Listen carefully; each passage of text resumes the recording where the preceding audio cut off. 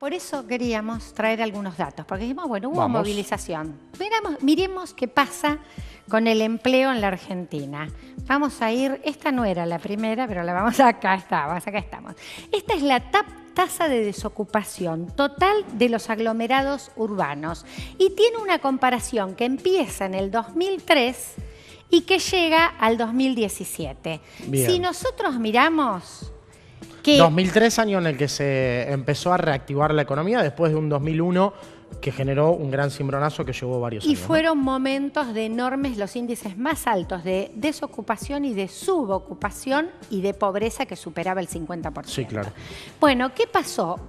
Hoy la cifra actual al primer trimestre del 2017 es 9,2 promedio de desocupación.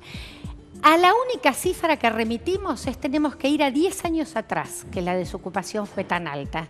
Tenemos una característica de que fue bajando y ahora empieza a aumentar la desocupación sostenidamente. Nuestra referencia más cercana son 10 años, el 2007, donde tuvo índices similares. O sea que hay un crecimiento de la desocupación que es preocupante. Con estadística del gobierno que dice que ellos generan empleo. Estas estadísticas del INDEC, Perfecto. Encuesta permanente de hogares, y además ahí vale aclarar algo, no es la estadística que fue cuestionada por el INDEC, que es la encuesta permanente de hogares. Sí. Lo cuestionado fue el IPC, que es el índice de precio al consumidor que mide, es uno de los indicadores que mide pobreza. No que en realidad su medición no había sido cuestionada. Vamos a la placa que sigue. Vamos a mirar un dato de qué ha pasado con el empleo, porque en algún momento hubo un poco de generación, es cierto, de empleo entre el sector público y el privado. ¿Qué nos indica esto? Miren, estamos haciendo una comparación primero, segundo, tercer trimestre, 2015 y 2016-17, hubo alguna falta de datos en el 2016, que fue el momento donde se estaba ajustando los nuevos índices. Entonces ahí hubo unos meses sin ningún tipo de estadística. Las barras gruesas nos muestran las tasas de desocupación. Si comparamos 2015, cualquiera de los trimestres, con 2016 y 17, vamos a ver que es más elevada claramente. Sí. ¿Qué nos muestra la línea azul completa? Tasa de actividad, que vamos a ver que va descendiendo la tasa de actividad. Y la tasa de empleo, que también aquí aumentaba, tenía una tendencia al alza y ahora una tendencia a la baja. Bueno, ¿qué es lo que qué representa esto? El aumento de la desocupación en el primer trimestre del año se debe a un efecto que tiene que ver con que la tasa de actividad y la caída del empleo. ¿Y esto por qué? Porque es que una mayor proporción de personas buscan trabajo. Y en general, ¿con qué tiene que ver esto? Con que hubo pérdida de empleo para los jefes de hogar. Entonces, vamos a ver cuando venga, ahora miremos varones y mujeres, que es la placa que sigue. Vamos a ver qué pasa con la desocupación entre varones y mujeres. También son comparaciones similares, pero veíamos que 9,2 promedio era la desocupación. Sí. Si vamos a el 2017, las mujeres superaron el 10%, o sea que ya estamos por encima de los 2 dígitos en la desocupación. Los varones, el 8,5%. Más desfavorable a la mujer que el hombre. Más desfavorable a la mujer que el hombre. Las mujeres aparecen buscando más empleo a partir de la pérdida del trabajo de los varones, que es una de las características que se verifica. Y el otro dato importante para nuestra región es que el Gran Buenos Aires es una de las zonas, como el Gran Rosario, de los que mayores índices de desocupación tienen. Esos promedios están por encima del promedio. Mar del Plata es la ciudad que en general siempre es récord de desocupación. Una tendencia que se confirma. Pasemos a la tasa de empleo de los jóvenes y acá vamos a ver un dato que es realmente alarmante. Entre las mujeres que superó los dígitos, veamos lo que pasa con los jóvenes. Los jóvenes de 14 a 24 años de edad son el grupo etario en el que más se incrementó la tasa de actividad. ¿Qué quiere decir esto? Quieren participar en el trabajo.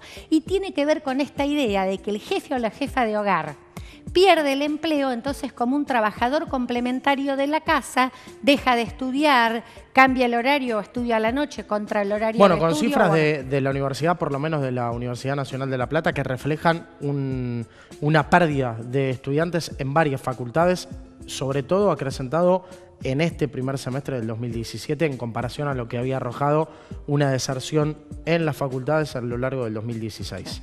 Claro, y ahí miremos lo que pasa. También hay un diferencial de varones y mujeres. Acá están los promedios, 24%.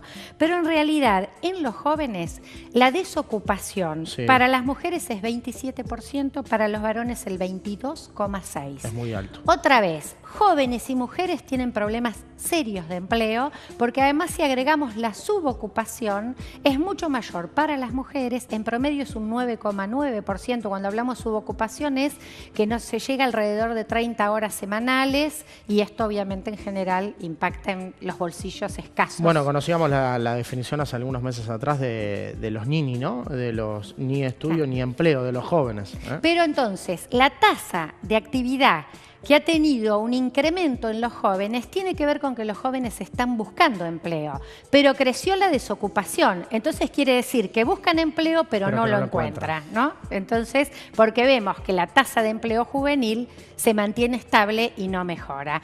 Entonces aquí hay algunos indicadores que son bastante similares con las mujeres y jóvenes a lo que pasaba en los 90, y especialmente con las mujeres. Buscan más empleo, pero los indicadores que consiguen no son buenos. Alta desocupación, subocupación e informalidad laboral. Vamos ahora a lo que sigue, que nos vamos a hablar de salario. Vamos a pasar a la próxima. A la próxima, que es salario. Vamos a hablar del salario mínimo vital y móvil. ¿Qué pasó con el salario mínimo vital y móvil? El 28 de junio se reunió el Consejo del Salario y definió un aumento que va a terminar el salario mínimo en 8.860 pesos a fin de año, empezando en julio, y porque después tiene en enero un incremento a 9.500 pesos. Quiere decir que en total el salario en 12 meses va a aumentar el 24%, pero se estima que la inflación va a estar en un 27%.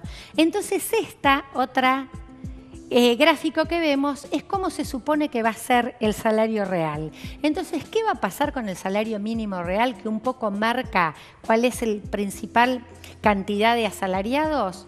Va a tener una pérdida de alrededor del 6%. Muchísimo. En el 2017, ¿no? Desde el 2015 al 2017, la pérdida del salario es de un 6%. Y a eso hay que agregarle otro factor que hace una situación más preocupante al salario, que tiene que ver con el tema de las tarifas, ¿no? Porque mucha discusión, o el gancho del gobierno es, bueno, en las paritarias terminamos arreglando a la alza lo que pretenden medianamente los gremios, después de muchas discusiones, ¿no? Y algunos que todavía no han acordado, pero en sintonía con eso hay una disminución del poder adquisitivo sumado a otra cuestión que es muy grave, que tiene que ver con los tarifazos en la Argentina. Bueno, acá mirábamos el salario mínimo. Vamos a traer en algún otro momento que hablemos del tema de empleo la comparación de salario del sector público y del sector privado, y realmente este año, según vienen cerrando las paritarias, se está como emparejando las posibilidades de comparar con la inflación y no tener pérdida de poder adquisitivo en el 2017.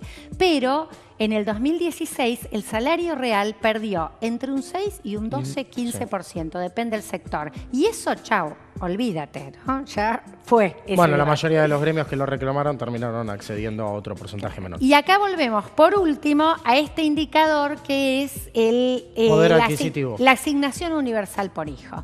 La asignación universal por hijo, que se liga cuando decimos qué impacto realmente tiene lo que vos recién comentabas, que son los sectores o estos ingresos que más impactan cuando el tema alimentos, el crecimiento y la inflación en alimentos, y los servicios, ¿no?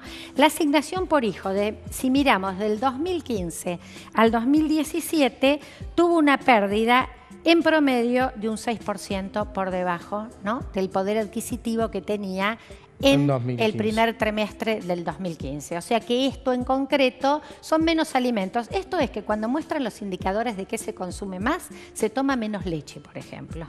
Bueno, acá lo podés ver, y nos interesaba compartir números. Estos datos, vamos a decir, son del Centro Cifra, es un centro de investigaciones y formación de la Central de Trabajadores de la Argentina, dirigido por Eduardo Basualdo. Bueno, un centro que se ha tomado de referencia porque además los indicadores, indicadores, no solo hace estadísticas propias, pero toma, por ejemplo, para estos temas, el IPC 9 provincias con datos propios, siempre tratando de dar cifras que salten a los cuestionamientos que se hacían al INDEC en relación a las cifras que el INDEC estaba dando.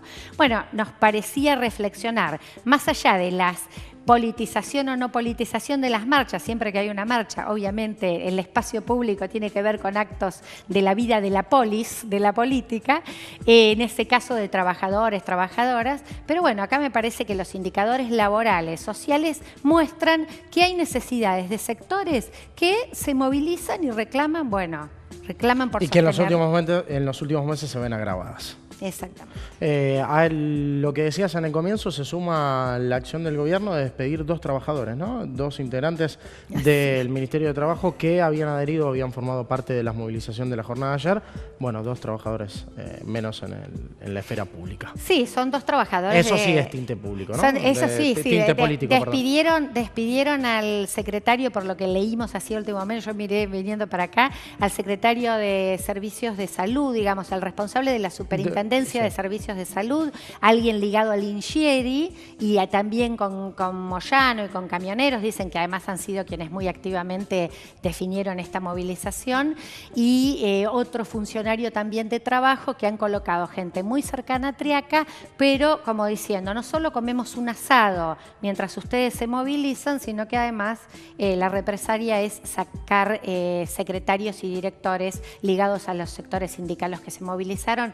Bueno, no solo esto, la otra preocupación es porque ahora el salario, estábamos diciendo que en el 2017 puede recuperar el poder adquisitivo, pero recordemos la gran pelea por el techo a las paritarias que se le quiso poner, y en los casos como el de la bancaria, cuando firmaron un convenio entre patronal y el sindicato, el gobierno negó homologarlo, y a los camaristas que le dieron y aprobaron el convenio están con proceso de jury político, de enjuiciamiento político serio, digamos, de persecución a quienes han avalado lo que legalmente corresponde, una paritaria firmado por los empresarios y los trabajadores.